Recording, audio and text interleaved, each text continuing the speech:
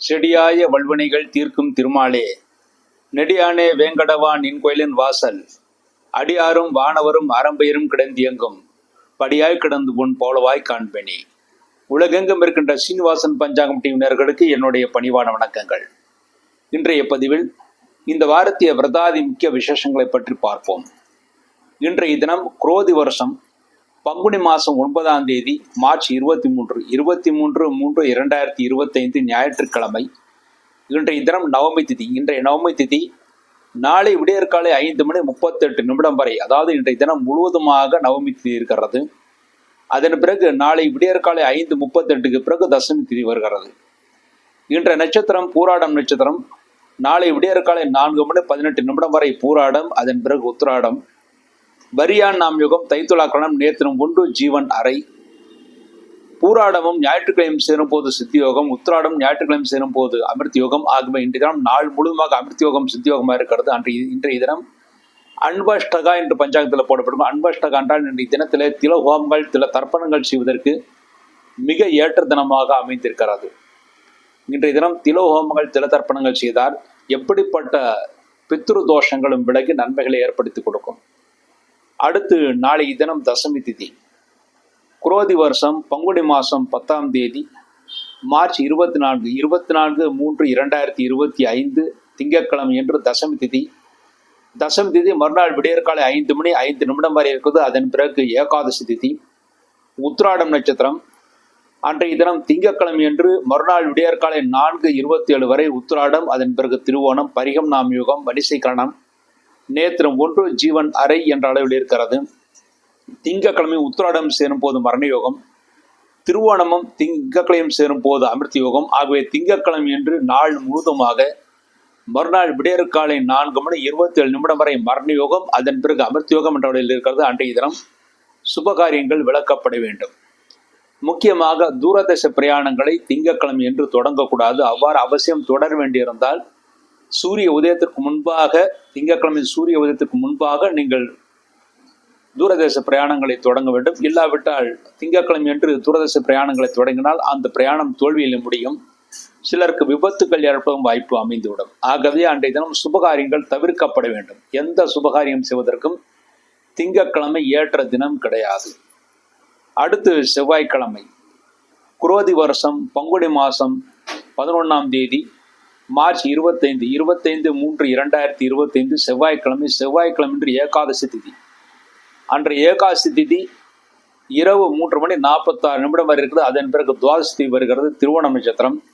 இரவு 3:49 வரை திருவோணம் நட்சத்திரம், அதன் பிறகு அவிட்டம் நட்சத்திரம். சிவம் நாமயுகம் பவகரணம் நேத்திரம் 1 ஜீவன் அறை என்ற அளவில் இருக்கிறது. திருவோணமும் அவிட்டமும் செவ்வாய்க்கிழமை சேரும்போது சித்தியோகம்.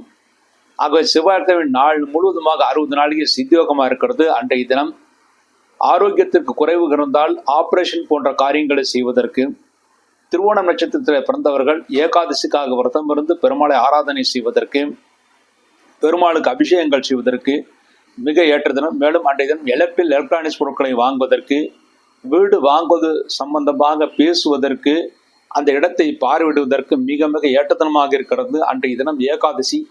ஒவ்வொரு ஏகாதசிக்கும் ஒரு பெயர் இருக்கிறது. அன்றைய ஏகாதசிக்கு விஜய ஏகாதசி, அதாவது வெற்றியை தரக்கூடிய ஏகாதசி என்று பொருள்.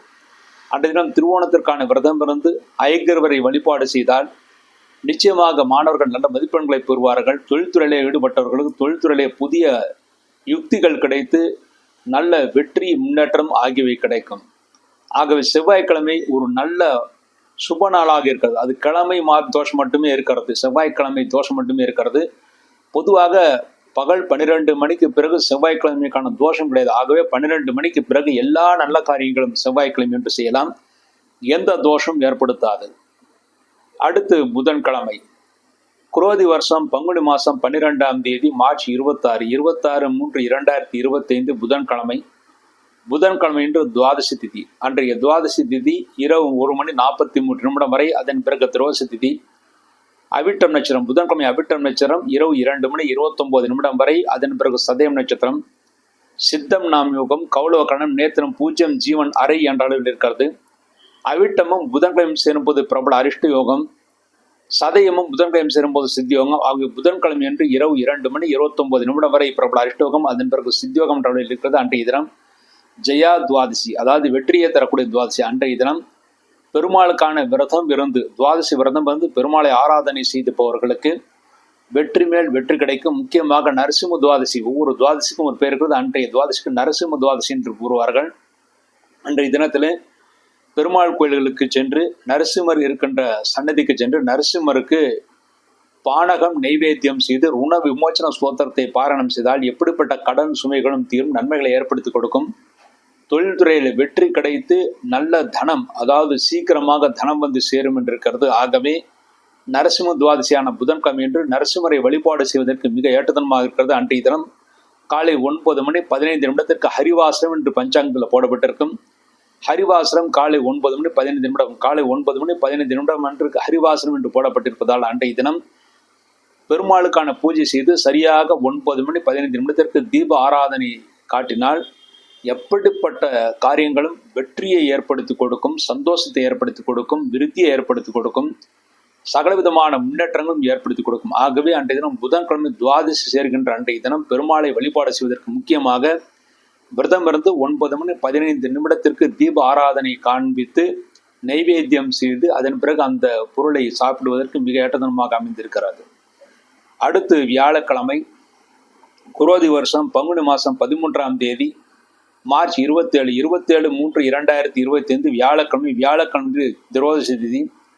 அன்றைய திரோதசி திதி இரவு 11 மணி 4 நிமிடம் இருக்கிறது. அதன் பிறகு சௌர்தசி திதி வருகிறது. சதயம் நட்சத்திரம் இரவு 12 மணி 33 நிமிடம் வரை சதயம் நட்சத்திரம். அதன் பிறகு பூரட்டாதி நட்சத்திரம், சாத்தியம் நாமயம், அதன் பிறகு சுபம் நாமயோகம், கரசை கரணம், அதன் பிறகு வணிசை கரணம், நேத்திரம் பூஜ்யம் ஜீவன் அறை என்ற அளவில் இருக்கிறது. வியாழக்கிழமையும் சதயம் நட்சத்திரமும் சேரும் போது மரணயோகம், வியாழக்கிழமையும் பூரட்டாதியும் சேரும் போது சித்தி யோகம். ஆக வியாழக்கிழமை இன்று இரவு 12 மணி 33 நிமிடம் வரை மரணயோகம். ஆகவே அன்றைய தினம் சுபகாரியங்கள் தவிர்க்கப்பட வேண்டும். அன்றைய தினம் தெய்வ காரியங்கள் செய்யலாம். வியாழக்கிழமை பிரதோஷம். ஆகவே அன்றைய தினம் பிரதோஷ காலம் என்று சொல்லக்கூடிய மாலை நேரத்திலே சிவபெருமான் கோயிலுக்கு சென்று சிவபெருமானை வழிபாடு செய்வதற்கு, அபிஷேகங்கள் செய்வதற்கு மிக ஏற்றத்தனமாக இருக்கிறது. அன்றைய தினம் மாத சிவராத்திரி, மாதம் சிவராத்திரி விரதம் இருப்பவர்கள் அன்றைய தினம் இரவு முழுவதும் கண் விழித்து சிவ பூஜை செய்ய வேண்டும். 4 ஜாமங்களும் சிவ பூஜை செய்ய வேண்டும். அதன் மூலமாக இகபர சுகங்கள் நன்றாக கிடைத்து அதன் பிறகு கைலாச பிராப்தி கிடைக்கும் என்று கூறுவார்கள். அன்றைய தினம் வாருணி என்று பஞ்சாங்கத்தில் போடப்பட்டிருக்கும். வாருணி என்று போடப்பட்ட நாள் என்பது வியாழக்கிழமை, திரோதசி, சதயம், இந்த 3ம் சேரும் போது அதற்கு வாருணி என்று பொருள். வாருணி என்றால் அன்றைய தினம் முன்னோர்களுக்கு திருப்தி செய்யக்கூடிய தினம் என்று பொருள். அன்றைய தினத்தில் சில ஹோமங்கள் செய்வதற்கு, சில தர்ப்பணங்கள் செய்வதற்கு, முன்னோர்களை வழிபாடு செய்வதற்கு, தர்ப்பணங்கள் செய்வதற்கு, ஜபங்கள் செய்வதற்கு, முன்னோர்களுக்கான தான தர்மங்கள் செய்வதற்கு மிக ஏற்றதனமாக அமைந்திருக்கிறது. அன்றைய திலோகோமங்கள் செய்தால் நிச்சயமாக தோஷங்கள் விலகி முன்னோர்களுடைய பரிபூர்ண ஆசீர்வாதம் நமக்கு கிடைக்கும். அடுத்து வெள்ளிக்கிழமை, குரோதி வருஷம் பங்குனி மாதம் 14ஆம் தேதி மார்ச் 28/3/2025 வெள்ளிக்கிழமை என்று இரவு 7 மணி 55 நிமிடம் வரை சௌர்தசி திதி. அதன் பிறகு அமாவாசை திதி. அன்றைய தினம் பூரட்டாதி நட்சத்திரம். இரவு 10 மணி 9 நிமிடம் வரை பூரட்டாதி நட்சத்திரம். அதன் பிறகு உத்திரட்டாதி நட்சத்திரம், சுப்ரம் நாம் யுகம், பத்திரை கரணம், நேத்திரம் பூஜ்யம் ஜீவன் பூஜ்யம் என்ற அளவில் இருக்கிறது. பூரட்டாதியும் உத்திரட்டாதியும் வெள்ளிக்கிழமை சேரும் போது சித்தியோகம். ஆக வெள்ளிக்கிழமை நாள் முழுவதுமாக சித்தியோகமாக இருக்கிறது. அன்றைய தினம் போதாயன அமாவாசை. பொதுவாக தர்மசாஸ்திரத்திலே 2 விதமான தர்மசாஸ்திரங்கள் இருக்கிறது. ஒன்று ஆபஸ்தம்ப சூத்திரம், மற்றொன்று போதாயன சூத்திரம். போதாயன சூத்திரத்தை அனுஷ்டிப்பவர்கள் அன்றைய தினம் அமாவாசைக்கான விரதம் இருந்து அன்றைய தினம் முன்னோர்களுக்கு தர்ப்பணம் செய்ய வேண்டும். இந்த போதாயன அமாவாசை என்பது கிருஷ்ண பரமாத்மா கண்டுபிடித்த அமாவாசை என்று கூறுவார்கள். அன்றைய தினம் போதாயன அமாவாசை வெள்ளிக்கிழமை முன்னோர்களை வழிபாடு செய்வதற்கு ஏற்ற தினம். மேலும் அன்றைய தினம் பூரட்டாத நட்சத்திரமாக இருப்பதனால் ஜபங்கள் செய்வதற்கு, பூஜைகள் செய்வதற்கு, உங்கள் ஜாதகத்தில் எப்படிப்பட்ட தோஷங்களுக்கான பரிகாரங்கள் செய்வதற்கு மிக ஏற்ற தினம். மேலும் மந்திரங்கள் ஜெபிப்பதற்கு, சாந்தி பரிகாரங்கள் செய்வதற்கு, ஏற்றம் ஸ்தாபிப்பதற்கு, சூளை பிரிப்பதற்கு போன்ற காரியங்களுக்கெல்லாம் அன்றைய தினம், அதாவது பூரட்டாதி நட்சத்திரம் கூடிய வெள்ளிக்கிழமை மிக ஏற்றதனமாக அமைந்திருக்கிறது. அன்றைய தினம் அமாவாசைக்கான பூஜைகள் செய்யலாம். ஆனால் பொதுவாக ஆபஸ்தம்ப சூத்திரப்படிதான் எல்லோரும் அமாவாசையை கொண்டாடுவார்கள். அதன்படி சனிக்கிழமை தான் அமாவாசை முழுமையாக இருக்கிறது. வெள்ளிக்கிழமை என்று இரவு நேரத்தில் அமாவாசை வருகிறது. ஆகவே வெள்ளிக்கிழமை என்று போதாயன சூத்திரத்தை அனுஷ்டிப்பவர்கள் மாத்திரம் அமாவாசைக்கான பூஜைகள் செய்ய வேண்டும். மற்றவர்கள் அனைவருமே சனிக்கிழமை என்றுதான் அமாவாசைக்கான பூஜைகள் செய்ய வேண்டும். அடுத்து சனிக்கிழமை குரோதி வருஷம் பங்குனி மாதம் 15ஆம் தேதி மார்ச் 29/3/2025 சனிக்கிழமை என்று மாலை 4:27 வரை அமாவாசை திதி. அதன் பிறகு பிரதமை திதி, உத்திரட்டாதி நட்சத்திரம் இரவு 7:26 வரை உத்திரட்டாதி நட்சத்திரம், அதன் பிறகு ரேவதி நட்சத்திரம், பிராமியம் நாம் யுகம், சதுஸ்பாதகரணம், அதன் பிறகு நாகவகரணம், நேத்திரம் ஜீவன் 2 பூஜ்யம் என்ற அளவில் இருக்கிறது. சனிக்கிழமையும் உத்திரட்டாதியும் சேரும் போது சித்தி யோகம், சனிக்கிழமையும் ரேவதியும் சேரும் போது பிரபல அரிஷ்ட யோகம். ஆகவே சனிக்கிழமை என்று இரவு 7:26 வரை சித்தி யோகம், அதன் பிறகு பிரபல அரிஷ்ட யோகம் என்று இருக்கிறது. அன்றைய தினம் கருநாளாக இருந்தாலும் அன்றைய தினம் கருநாள் தோஷம் என்பது காலை 7 மணி வரை மட்டுமே இருக்கிறது. அதன் பிறகு கருநாள் தோஷம் கிடையாது. ஆகவே அன்றைய தினம் அவசியமாக நல்ல காரியங்களை செய்யலாம். ரைவத்த மண்வாதி அன்றைய தினம் கூட மண்வாதி புண்ணிய தினம். ஆகவே திலோகோமங்கள் செய்வதற்கு, திலதர்ப்பணங்கள் செய்வதற்கு, பிண்டபித்திரு யாகம் என்று சொல்லக்கூடிய யாகங்கள் செய்வதற்கு, அமாவாசைக்கான விரதம் இருந்து முன்னோர்களை வழிபாடு செய்வதற்கு சனிக்கிழமை மிக ஏற்றதனமாக இருக்கிறது. அன்றைய தினம் போதாய நிஷ்டி, முதல் நாள் அமாவாசைக்கான பிரார்த்தனைகள் செய்தவர்கள் சனிக்கிழமை என்று போதாய இஷ்டி என்று சொல்லக்கூடிய அருகில் இருக்கின்ற உங்களுக்கு இஷ்டமான கோயில்களுக்கு சென்று தீப வழிபாடு செய்வதற்கு ஏற்றதனமாக இருக்கிறது. அன்றைய தினம் சனி பெயர்ச்சி, சனிக்கிழமை என்று சனி பெயர்ச்சி. சனிக்கிழமை இரவு 9:44 சனி பெயர்ச்சி. அதாவது சனி பகவான் திருக்கணிதப்படி சனி பகவான் கும்பராசிலிருந்து மீனராசிக்கு சஞ்சாரம் செய்கிறார். இந்த சஞ்சாரம் என்பது சனிக்கிழமை நிகழ்கிறது, சனி பெயர்ச்சி. ஏற்கனவே நான் நம்முடைய சேனலிலேயே சனி பெயர்ச்சி பற்றி முழுவதுமாக ஒவ்வொரு ராசிக்கும் பலன்களை சொல்லியிருக்கிறேன். அதை முழுமையாக தெரிந்து கொண்டு அதற்குரிய பரிகாரங்களை செய்தாலே போதுமானது. மற்றபடி சனி பெயர்ச்சி பெரிய தோஷங்கள் ஏற்படுத்தாது. சிலர் வாக்கியம் நல்ல சரியானதா, திருக்கணிதம் சரியானதா என்றெல்லாம் சிலர் குழப்பம் செய்து கொண்டிருக்கிறார்கள். பொதுவாக ஜாதகம் பார்ப்பதற்கு திருக்கணிதம் சிறந்தது. அதன்படி கோயில்கள் உற்சவங்கள் செய்வதற்கு மட்டுமே வாக்கியம் சிறந்தது. ஆகவே ஜாதகம் பார்ப்பதற்கு திருக்கணிதம் சிறந்ததாக இருப்பதனால் திருக்கணிதப்படிதான் சனி பெயர்ச்சியை நாம் பஞ்சாங்கத்தில் ஜாதகத்தில் எழுதப்பட வேண்டும். கோயிலில் நடக்கின்ற அந்த உற்சவங்கள் வாக்கியப்படி செய்தால் தோஷம் கிடையாது. ஆகவே அவர்கள் செய்கிறார்கள், அது தோஷம் என்பது கிடையாது. அடுத்து இந்த வாரம் சந்திராஷ்டகம் அடைகின்ற ராசிகள் ரிஷபம், மிதுனம், கடகம், சிம்மம். இந்த 4 ராசியில பிறந்தவர்களுக்கு சந்திராஷ்டக தோஷம் இருக்கிறது. ரிஷப ராசியில பிறந்தவர்களுக்கு மார்ச் 21 வெள்ளிக்கிழமை இரவு 1:46 முதல் மார்ச் 24 திங்கட்கிழமை பகல் 10:25 வரை சந்திராஷ்டகம். ஆக ரிஷபராசியிலே பிறந்தவர்களுக்கு மார்ச் 22 சனிக்கிழமை, மார்ச் 23 ஞாயிற்றுக்கிழமை, இந்த 2 நாட்கள் முழு சந்திராஷ்டக தினங்கள். மிதுன ராசியிலே பிறந்தவர்களுக்கு மார்ச் 24 திங்கட்கிழமை பகல் 10:25 முதல் மார்ச் 26 புதன்கிழமை பகல் 3:14 வரை சந்திராஷ்டகம். ஆக மிதுன ராசியில் பிறந்தவர்களுக்கு மார்ச் 24 திங்கட்கிழமை, மார்ச் 25 செவ்வாய்க்கிழமை, மார்ச் 26 புதன்கிழமை, இந்த 3 நாட்கள் முழு சந்திராஷ்டக தினங்கள். கடகராசியிலே பிறந்தவர்களுக்கு மார்ச் 26 புதன்கிழமை பகல் 3:14 முதல் மார்ச் 28 வெள்ளிக்கிழமை மாலை 4:47 வரை சந்திராஷ்டகம். ஆக கடகராசியிலே பிறந்தவர்களுக்கு மார்ச் 27 வியாழக்கிழமை, மார்ச் 28 வெள்ளிக்கிழமை, இந்த 2 நாட்கள் முழு சந்திராஷ்டக தினங்கள்.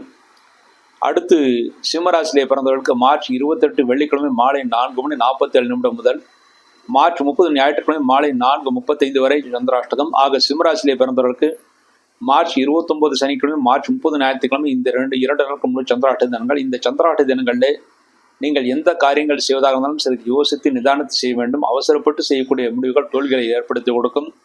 சந்திராஷ்ட தோஷம் உள்ளவர்கள் அருகில் இருக்கின்ற கோயில்களுக்கு சென்றோ அல்லது குலதெய்வத்துக்கோ வழிபாடு செய்துவிட்டு நல்ல காரியங்களை செய்யலாம், தோஷத்தை ஏற்படுத்தாது. இவ்வாறாக இந்த வாரத்திய விரதாதி முக்கிய விசேஷங்களை பற்றி பார்த்தோம். மீண்டும் நல்ல பதிவில் இணைவோம் என்று கூறி விடைபெறுகிறேன். நன்றி, வணக்கம்.